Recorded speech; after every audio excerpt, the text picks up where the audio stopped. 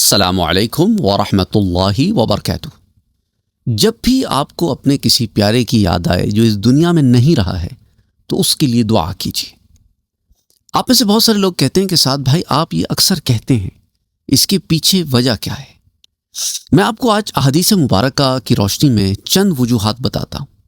انشاءاللہ تعالی ان وجوہات کو جاننے کے بعد آپ اپنے پیاروں کے لیے اور زیادہ دعائیں کریں اور اسپیشلی رمضان المبارک کے اس بابرکت مہینے کی آخری جو چند ایام رہ گئے ہیں، اس میں انشاءاللہ آپ ان دعاؤں کی کثرت کریں گے۔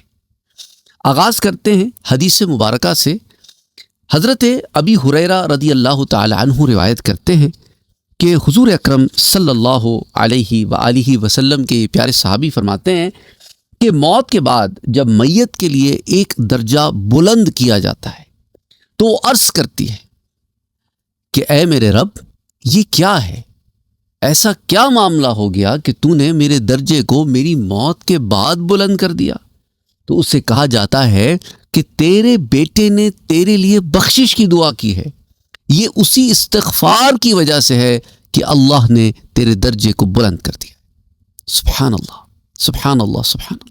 یعنی یہاں آپ نے دعا کی، وہاں ان کا درجہ بلند ہو گیا، اور جب ان کا درجہ بلند ہوتا ہے، ان کے لیے برزخ میں کوئی آسانی ہوتی ہے، یا ان کے لیے برزخ میں کوئی نعمت ہوتی ہے، یا عذاب میں تخفیف ہوتی ہے، یا عذاب اٹھا لیا جاتا ہے، کوئی معاملہ ہوتا ہے، تو وہ اپنے رب کے حضور یہ عرض رکھتے ہیں کہ باری تعالیٰ ایسا کیا معاملہ پیش آ گیا کہ جس کی وجہ سے میرے لیے یہ آسانی پیدا ہوئی یا میرے لیے معاملہ پیدا ہوا۔ تو انہیں اس بات کی خبر دی جاتی ہے کہ تمہارے لیے کس نے دعا کی ہے اور اس کی وجہ سے تمہارے ساتھ یہ معاملہ ہوا ہے۔ تو یہ خیال نہ کرنا کہ آپ ان کے لیے دعا کرتے ہیں اور انہیں خبر نہیں ہوتی۔ اچھا، حدیث مبارکہ میں اگر بے شک ولد کا بیٹے کا ذکر ہے، پر یہ بیٹے کے ساتھ خاص نہیں ہے، بیٹی بھی ہو سکتی ہے، پوتی بھی ہو سکتی ہے، پوتا بھی ہو سکتا ہے، نواسا نواسی بھی ہو سکتا ہے، میاں بیوی میں سے جو زندہ ہے وہ بھی ہو سکتا ہے، ماں باپ بھی ہو سکتے ہیں، چاچا چاچی، تایا تائی، پھپھا پھوپھی، ماموں مامی، کوئی رشتہ ہو، کوئی اور محلے دار ہو، کوئی دوست ہو، جو معاملہ ہو۔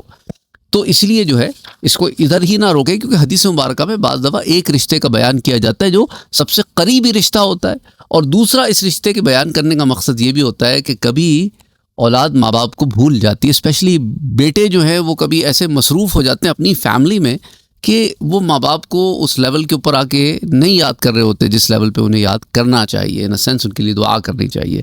تو خاص ایمفیسس اس رشتے پر اس لیے کیا گیا ہے تاکہ ترغیب دی جائے بیٹوں کو کہ وہ خاص طور پہ اپنے ماں باپ کے لیے ضرور دعا کیا کریں۔ بیٹیوں کو تو ہم نے دیکھا ہے کہ وہ بہت دعائیں کرتی ہیں اپنے ماں باپ کے لیے، لیکن لڑکے جو ہے وہ ذرا ایک تو دل کی مضبوطی اور دوسری طرف جو ہے وہ دیگر معاملات کی وجہ سے اللہ آسانیاں پیدا فرمائے۔ صحیح البخاری میں تو نہیں، لیکن امام بخاری نے اس حدیث کو الادب المفرد، تو امام بخاری کی ایک سے زائد حدیث کی کتابیں ہیں، تو الادب المفرد میں حدیث نمبر 36 کے تحت اس روایت کو آپ روایت کرتے ہیں۔ اسی طرح وفی روایت عن ابی سعید الخدری رضی اللہ تعالی عنہ، ابی سعید الخدری رضی اللہ تعالی عنہ روایت کرتے ہیں، قال رسول اللہ صلی اللہ علیہ وسلم، حضور اکرم صلی اللہ علیہ وآلہ وسلم نے فرمایا، یتبع الرجل یوم القیامت من الحسنات امثال الجبال، کہ قیامت کے دن، یہ نہ سمجھنا کہ یہ معاملہ صرف برزخ تک ہے، قیامت کے دن ایک شخص کو پہاڑوں جتنی نیکیاں ملیں گی، فیقول، تو وہ اپنے رب کے حضور یہ عرض کرے گا، انا ھذا، اے میرے رب یہ کدھر سے ہو گیا، یہ کیسے ہو گیا، میں نے تو اتنے نیک عمل نہیں کیے تھے کہ مجھے پہاڑوں جیسی نیکیاں عطا ہو جائیں۔ فیقال باستغفار ولدک لک، تو اللہ سبحانہ و تعالیٰ اسے یہ بتائے گا کہ تیرے بیٹے کا تیرے لیے مغفرت کی دعا کرنا اس کا سبب ہوا کہ تیرے لیے پہاڑوں جیسی نیکیاں جمع ہو گئی ہیں۔ کہ اولاد کا ماں باپ کے لیے استغفار کرنا کہ اللہ انہیں بخش دے، اللہ انہیں درگزر فرما دے، اللہ ان کی بھول چوک کو معاف فرما دے۔ اے اللہ تو کریم ہے، اے اللہ تو رحیم ہے، اے اللہ تو رحمان ہے، تو ستار ہے، تو غفار ہے، تو غفور ہے، تو کریم ہے۔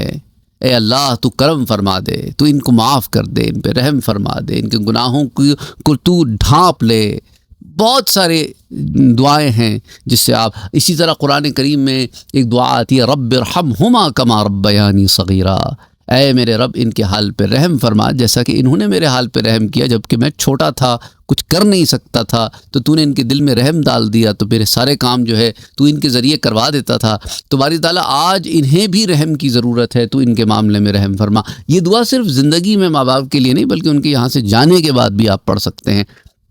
یہ جو روایت ہے اسے امام ہیثمی نے مجمع الزوائد میں روایت کیا ہے، اور یہ جو ہے امام سیوطی نے بھی اسے شرح الصدور میں روایت کیا حدیث 20 کے تحت۔ تو یہ چند ایک روایات اس ضمن میں نے آپ سے کہا تھا کہ میں آپ کے سامنے رکھوں گا۔ اس کی وجہ ان روایات کو رکھنے کی یہی ہے کہ آپ کے سامنے یہ چیز واضح ہو جائے کہ اولاد کا اور دیگر رشتہ داروں کا ماں باپ کے لیے یا کسی فوت شدہ شخص کے لیے دعا کا کرنا، یہ اسے نہ صرف کہ برزخی حیات میں بتایا جاتا ہے بلکہ قیامت کے دن بھی بتایا جاتا ہے کہ کس وجہ سے تمہارے ساتھ یہ آسانی ہوئی، کس وجہ سے تمہاری نیکیاں بڑھا دی گئیں۔ اگلی روایت بہت ہی خوبصورت روایت ہے، وہ بھی آپ کے سامنے رکھتا ہوں۔ حضرت عبداللہ ابن عباس رضی اللہ تعالی عنہ، یہ حضور صلی اللہ علیہ وسلم کے چچا زاد بھائی ہیں۔ آپ میں سے بہت سارے لوگ جانتے ہیں جو اس چینل پر ہیں، جو نہیں جانتے ان کی انفارمیشن کے لیے بیان کر رہا ہوں۔ حضور کے چاچا حضرت عباس کے بیٹے ہیں حضرت عبداللہ ابن عباس۔ آپ روایت کرتے ہیں قال رسول اللہ صلی اللہ علیہ وسلم، کہ حضور اکرم صلی اللہ علیہ وآلہ وسلم نے ارشاد فرمایا مل میت فی قبرہ الا یشبہ الغریق المتہوبہ ینتظر دعوة من اب او ام او ولد او صدیق ثقة۔ یہ بڑی خوبصورت بات ہے کہ جو شخص فوت ہو چکا ہوتا ہے نا، مل میت فی قبرہ، جب وہ عالم برزخ میں ہوتا ہے، اپنی قبر میں ہوتا ہے، الا یشبہ الغریق المتہوبہ، اس کی مثال ڈوبنے والے اور فریاد کرنے والے کی طرح ہے۔ ینتظر دعوہ، وہ انتظار کرتا ہے دعاؤں کا، یعنی ایک شخص ڈوب رہا ہوتا ہے نا، اسے ہیلپ کی ضرورت ہوتی ہے، وہ چیخ رہا ہوتا ہے، پکار رہا ہوتا ہے اپنی پوری قوت اور پوری طاقت کے ساتھ کہ میری مدد کرو، مجھے ڈوبنے سے بچاؤ، مجھے پانی سے نکالو، میں تیرنا نہیں جانتا۔ تو فوت شدہ شخص برزخ میں ایسے ہی تڑپ رہا ہوتا ہے کہ کوئی ہو جو میرے لیے دعا کرے۔ من ابن، اگر اس کا باپ زندہ ہے تو میرا باپ، او امن، یا میری ماں زندہ ہے تو ماں، یا اس کی او ولد، یا اس کی اولاد زندہ ہے تو اس کی اولاد، یا او صدیق، یا کوئی شخص اسے کسی کیپیسٹی میں جانتا ہو، اس کا دوست ہو، محلے دار ہو، کوئی اور رشتہ دار ہو، کوئی کو ورکر ہو جو ساتھ کام کرتے تھے، whatever is the capacity, ثقۃ، تو وہ جو ہے ان تمام لوگوں کی دعاؤں کا منتظر رہتا ہے۔ یا اس کا کوئی بھائی ہو یا بہن ہو، بھتیجا، بھانجا، یعنی کوئی رشتہ ہو، ڈزنٹ میٹر، کیونکہ لوگ پھر ایک ایک رشتہ پوچھنے لگ جاتے ہیں، تو اس لیے میں تفصیلاً بتاتا ہوں کیونکہ میرے ساتھ پہلے یہ ہو چکا ہے۔ میں 4 رشتے بتاتا ہوں تو وہ باقی 10 پوچھتے ہیں۔ خلاصتاً بتانے کا مقصد یہی ہوتا ہے کہ انکلوسیو آف آل، ساروں کی بات ہو رہی ہے، تو نٹ پکنگ نہ کیا کریں، کیونکہ اب ایک ایک رشتہ میں بتانے بیٹھ جاؤں پھر آپ کہیں گے دادا، تو آپ کہیں گے کیا نانا نہیں ہوگا؟ ہم نانی کا بتا دیں تو کہیں دادی نہیں ہوگی۔ اچھا اگر دادی کی بہن نے دعا کی، ہمارے ہاں لوگ جو ہے وہ چاہتے ہیں کہ ایک پوری فہرست آپ پہلے رشتوں کی بتائیں اور اس کے بعد بات کریں، خود سمجھ جایا کریں کہ سارے انکلوسیو سب ہوتے ہیں۔ تو بہرحال جب اسے دعا پہنچتی ہے، اب یہ سنیں، جب اسے دعا پہنچتی ہے تو اسے دنیا جہاں کی ہر چیز سے زیادہ محبوب ہوتی ہے۔ تو اس سے آپ اندازہ کریں کہ آپ کی جو دعا ہے نا، وہ ایسی بس 2-4 لفظ نہیں ہے جو آپ نے بس ادا کر دیے۔ اس لیے میں کہتا ہوں رونے سے بہتر ہے ان کے لیے دعا کریں، کیونکہ وہ ہماری دعاؤں کا ویٹ کر رہے ہوتے ہیں۔ انہیں پتہ ہے نا کہ ابھی کون وہاں زندہ ہے، کیونکہ جو فوت ہو گئے ان کی تو خبر ہو گئی ان کو، تو جو زندہ ہے وہ ایکسپیکٹ کرتے ہیں ان سے کہ وہ دعا کریں۔ تو رمضان المبارک تو ہے ہی قبولیت کا مہینہ، تو سوچے اس میں ہمیں کتنی دعائیں کرنی چاہیے، ہمیں کتنی ساری دعائیں کرنی چاہیے ان کے لیے، اور ہم بھولے ہوئے ہوتے ہیں، اور ہم جو ہے وہ اپنے غم سے ہی باہر نہیں آ رہے ہوتے ہیں، اور ہماری اپنی انفرادی سوچ ہے نا یہ، کہ ہم صرف اپنے اور اپنے دل اور اپنے جذبات پہ اتنا کنسنٹریٹ کرتے ہیں کہ وہ وقت جو ان کے لیے دعائیں کرنے کا ہے وہ ہم اپنے آنسوؤں میں لگا دیتے ہیں، اس سے ان کو تو کوئی فائدہ نہیں ہوتا، وہ تو پھر بھی دعاؤں کا ویٹ کر رہے ہوتے ہیں۔ اور ان کو جب یہ دعا پہنچتی ہے نا آپ کی، تو نام کے ساتھ پہنچتی ہے، رشتے کے ساتھ پہنچتی ہے۔ لوگ کہتے ہیں کہ بھئی کوئی رشتہ نہیں تھا، بس ایسے ہی جانتے تھے، ڈزنٹ میٹر۔ کسی نہ کسی کیپیسٹی میں کوئی نہ کوئی تعلق تو تھا نا، کوئی فرق نہیں پڑتا. تو دعا کرنے والے کے نام کے ساتھ انہیں بتایا جاتا ہے کہ فلاں نے تیرے لیے دعا کی ہے. اللہ اکبر. اور وہ دعا کا ویٹ کرتے ہیں، اور جب ملتی ہے تو انہیں اس جہان کی ہر چیز سے زیادہ محبوب وہ دعا ہوتی ہے. بے شک اہل دنیا کی دعا سے اللہ اہل قبور کو پہاڑوں کے برابر اجر عطا فرماتا ہے. اس سے آپ اندازہ کریں، اس سے آپ اندازہ. وَإِنَّ اللَّهَ لَيُدْخِلَ عَلَى أَهْلِ الْقُبُورِ مِن دُعَاءِ أَهْلِ الْوَرِّ أَمْثَالَ الْجِبَالِ. اور اسی طرح فرمایا کہ وہ جو فوت ہو گئے نا، جو مردے ہیں، جو وفات یافتہ ہیں، ان کے لیے زندوں کا بہترین تحفہ ان کے لیے استغفار اور صدقہ کرنا ہے. اگر تم واقعی انہیں کوئی تحفہ دینا چاہتے ہو، کوئی بھیجنا چاہتے ہو، وَإِنَّ هَدْيَةَ الْأَحْيَاءِ لِلْأَمْوَاتِ الْإِسْتِغْفَارُ لَهُمْ وَالصَّدَقَةُ عَنْهُمْ. تو ان کی طرف سے صدقہ کرو. ان کی طرف سے اگر مال نہیں ہے کوئی مسئلہ نہیں، استغفار تو کر سکتے ہو نا، اس میں تو پیسہ نہیں لگتا. کہ اللہ انہیں معاف کر دے، اللہ ان کے حال پہ رحم کر دے. یہ تو بڑی آسان سی بات ہے نا، کوئی بھی پڑھ سکتا ہے. اس کے لیے کوئی لمبی چوڑی عربی آنے کی ضرورت بھی نہیں ہے. آپ کی اپنی زبان میں پنجابی میں کر دو. بھئی اللہ سے ان کے لیے معافی مانگنی ہے نا. پشتو آتی ہے پشتو میں کر دو، گجراتی آتی ہے گجراتی میں کر دو، ہند کو آتی ہے ہند کو میں کر دو، سندھی آتی ہے سندھی میں کر دو، ملیالم آتی ہے ملیالم میں کر دو، جو بنگالی آتی ہے بنگالی میں کر دو، جو مرضی، انگریزی آتی ہے انگریزی میں کر دو. کوئی فرق نہیں پڑتا. زبانوں کا کھیل نہیں ہے. دعا اللہ سبحانہ و تعالی ہر زبان میں دعا قبول فرماتا ہے. ان کے لیے استغفار کرو، یہ ان کے لیے سب سے بڑا تحفہ ہے. بجائے اس کے کہ روتے رہیں، غم میں نڈھال رہیں کہ صبر نہیں آتا اور سکون نہیں. پھر صبر خود ہی آ جائے گا جب پتہ چلے گا نا کہ میری ایک ایک چیز، میری ایک ایک دعا انہیں بتا کے دی جا رہی ہے اور وہ ویٹ کر رہے ہیں. تو انہیں ان کا ویٹ پیریڈ بھی ختم ہونا، انہیں خبر آ رہی ہے کہ بیٹے نے بیٹی نے جو بھی رشتہ ہے، جو بھی کیپیسٹی دعا کی آپ کے لیے. اور دوسرا پھر استغفار کرتے وہ انہیں تحفے کے طور پہ دیا جاتا ہے. ان کے لیے تحفہ ہے آپ کا ان کی طرف سے صدقہ کرنا یا استغفار کرنا. دونوں کر سکتے ہو، دونوں کر دو. کوئی ایک کر سکتے ہو، کوئی ایک کر دو. اچھا، یہ روایت جو ہے اسے امام دائلمی نے مسند الفردوس میں روایت کی، حدیث 6323. امام بیہقی نے شعب الایمان میں حدیث 7905. الہندی نے کنز العمال میں حدیث 42971.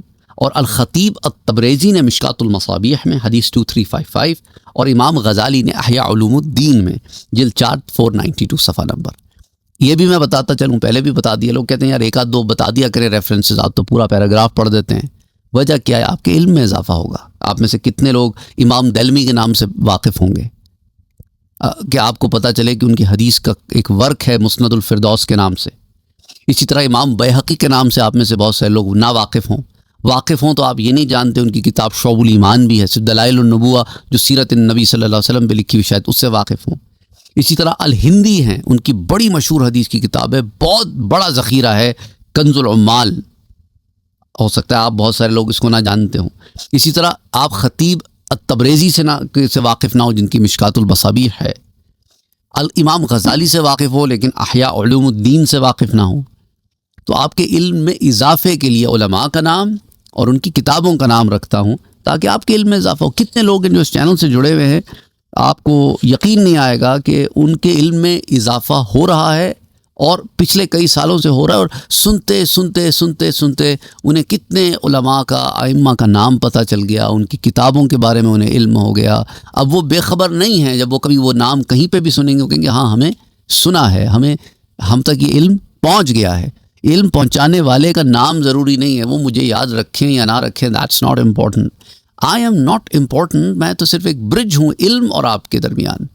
وہ جو مجھ تک آیا ہے آپ تک پہنچانے کی کوشش کر رہا ہوں، دیٹس اباؤٹ اٹ. تو یہ امپورٹنٹ ہے کہ علم آپ تک پہنچ جائے. ٹھیک ہوگی بات. دیکھیں نا، سڑکوں کو آپ لیتے ہیں ایک جگہ سے دوسری جگہ جانے کے لیے، مقصد کیا ہوتا ہے؟ ڈیسٹینیشن. سڑک کا نام ضروری نہیں ہے.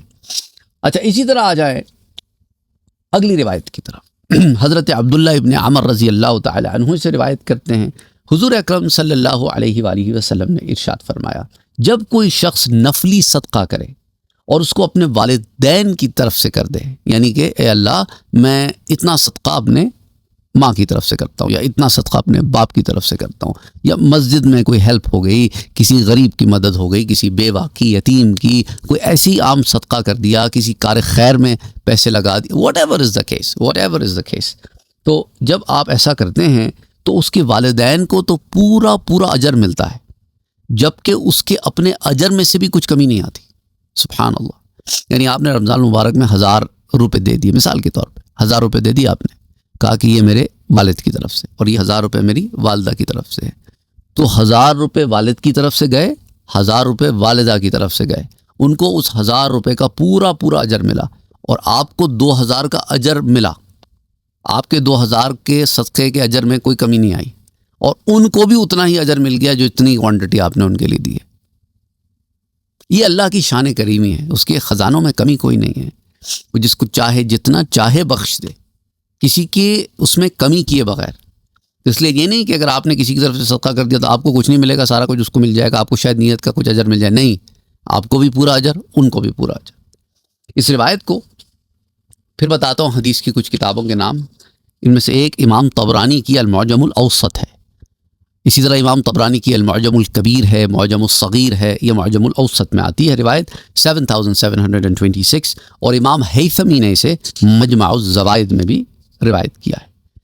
تو کتنی خوبصورت بات ہے. اب آپ کہیں گے کہ سر آپ نے پچھلی روایت میں بتایا تھا کہ مردوں کو زندوں کا بہترین تحفہ ان کے لیے استغفار اور صدقہ کرنا ہے. تو یہ تحفہ ان تک پہنچاتا کون ہے، اور وہ تحفہ انہیں ملتا کیسا ہے؟ اس پر آج بات کر لیتے ہیں ایک دفعہ پھر. حضرت انس بن مالک رضی اللہ تعالی عنہ اس کے راوی ہیں.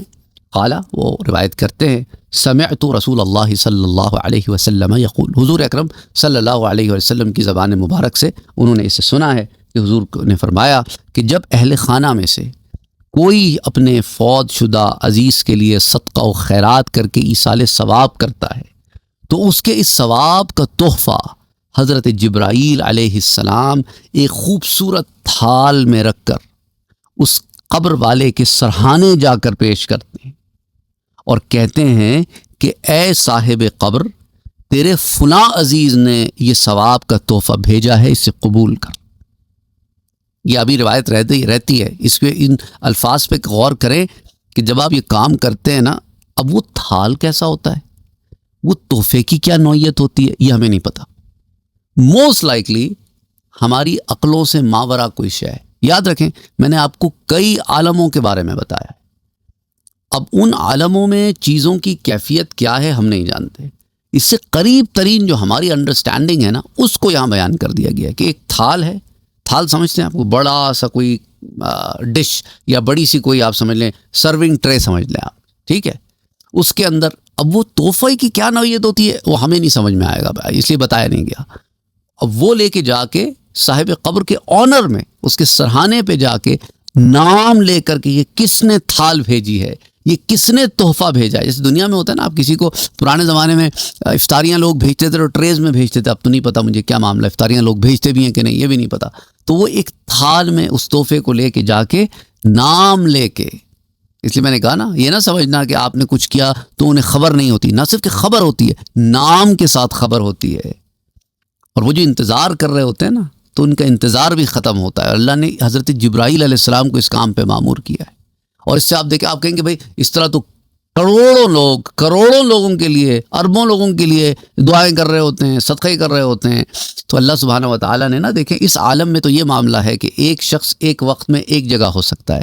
دوسرے عالموں میں یہ معاملے نہیں ہیں. حضرت جبرائیل امین ایک وقت میں کئی جگہ موجود ہوتے ہیں. سمجھ آ رہی بات آپ کو؟ وہ عالم ہی جدا ہے.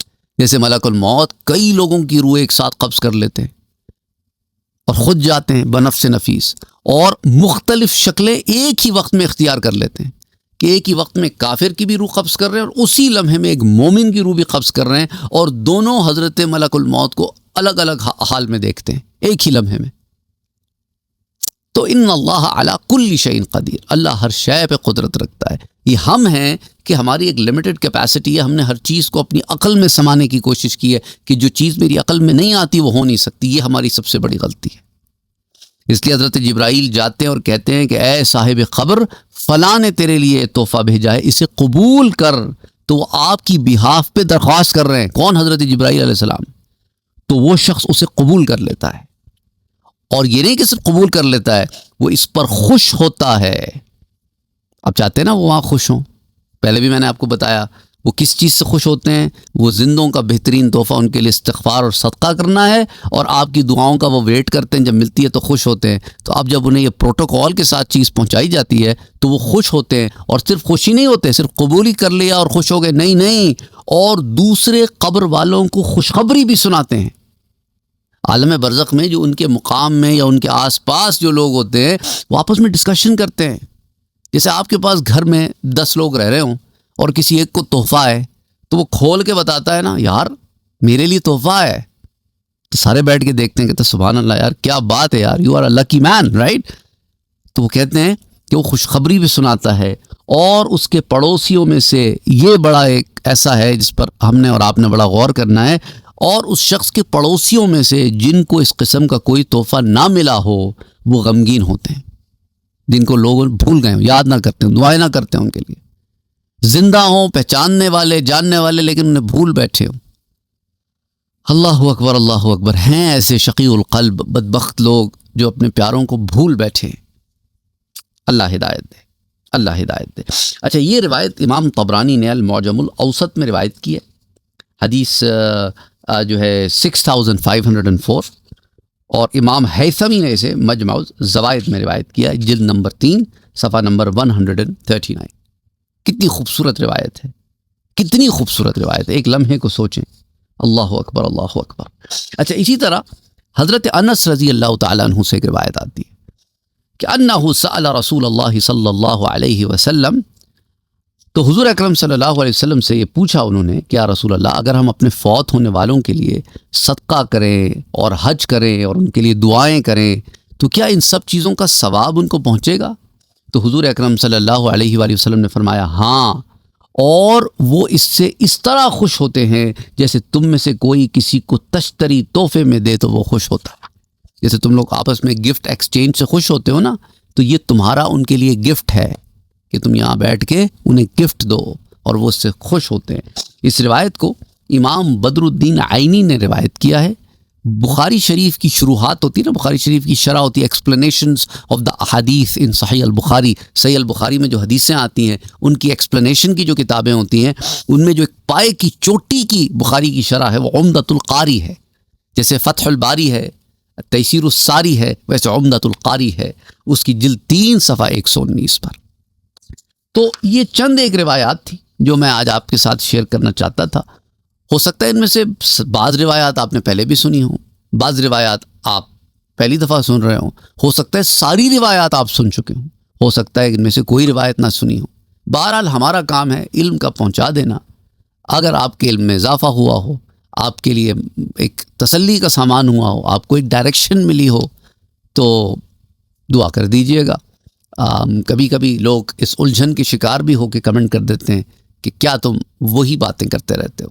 بہرحال اللہ آسانی کرے۔ السلام علیکم۔